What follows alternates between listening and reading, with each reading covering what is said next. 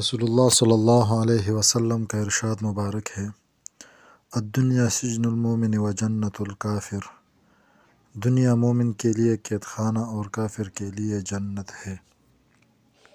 دنیا کی زندگی مومن کے لیے قید خانہ ہونے کا کیا مطلب ہے؟ مومن کے لیے دنیا کی زندگی قید خانے کے مثل ہے، یعنی جس طرح قیدی اپنی زندگی آزاد ہو کر اور اپنی مرضی سے نہیں گزارتا،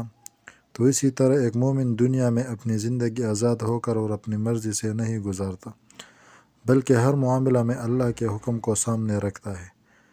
یا مطلب یہ ہے کہ قیدی جیل خانے میں جی نہیں لگاتا اور اس کو اپنا گھر نہیں سمجھتا، تو اسی طرح مومن بھی دنیا میں جی نہیں لگاتا۔ بعض علماء نے اس کا یہ مطلب بیان کیا ہے کہ جب مومن جنت میں داخل ہو جائے گا اور وہاں کی نعمتیں دیکھے گا، تو اس کو اس وقت یہ دنیا قید خانہ معلومی دے گا، یعنی یہ دنیا جو ہے قید خانہ معلوم ہو جائے گا۔ دنیا کی زندگی کافر کے لیے جنت ہونے کا کیا مطلب ہے؟ کافر کے لیے دنیا کی زندگی جنت ہے، اس کا مطلب یہ ہے کہ کافر دنیا میں آزاد ہو کر زندگی گزارتا ہے، جس کام کا جب دل چاہا کر لیا، اور اسی طرح دنیا کو اپنا گھر سمجھتا ہے، جس طرح مومن جنت کو اپنا مسکن اور گھر سمجھتا ہے۔ شیخ عبدالحق محدث دہلوی رحمۃ اللہ علیہ نے اس کا مطلب یہ بیان کیا ہے کہ کافر اپنا مقصد زندگی دنیا کے حصول کو بناتا ہے اور دنیا کی لذت اور شہوات کو جمع کرنے میں اتنا منہمک ہو جاتا ہے کہ وہ اسی دنیا کو نعمت گدہ سمجھنے لگتا ہے۔ یعنی دنیا میں اگر مسلمان زندگی گزارتا ہے تو وہ اللہ جل شانہ کے حکموں کے مطابق زندگی گزارے گا، وہ اللہ جل شانہ کے حکموں کی تعمیل کرے گا، حلال کو کرے گا اور حرام سے اپنے آپ کو بچائے گا،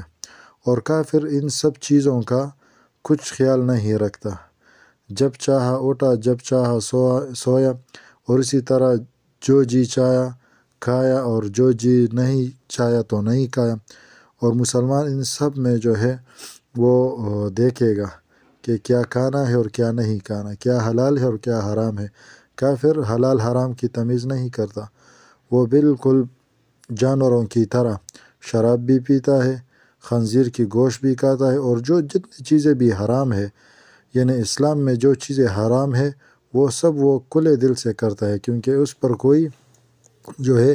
گرفت نہیں ہے، وہ اپنے آپ کو گرفتار نہیں سمجھتا کہ میں کل اس پر گرفت ہو جاؤں گا۔ لیکن مسلمان جو ہے وہ اللہ جل شانہ کو دیکھے گا کہ اللہ جل شانہ قیامت کے دن مجھ سے پوچھے گا، اس کام کے کرنے کو میں نے منع کیا تھا، آپ نے کیوں کیا؟ تو اللہ جل شانہ مجھے عذاب دے گا، اللہ جل شانہ مجھے جہنم میں لے جائے گا۔ تو اسی طرح مسلمان جو ہے آزاد زندگی نہیں گزار سکتا، تو اس لیے ہم سب کو چاہیے کہ اللہ جل شانہ کے فیصلوں پر راضی ہو جائے اور اللہ جل شانہ کے بتائے ہوئے طریقوں کو اپنائے اور اسی پر اپنی زندگی روا دوا کریں۔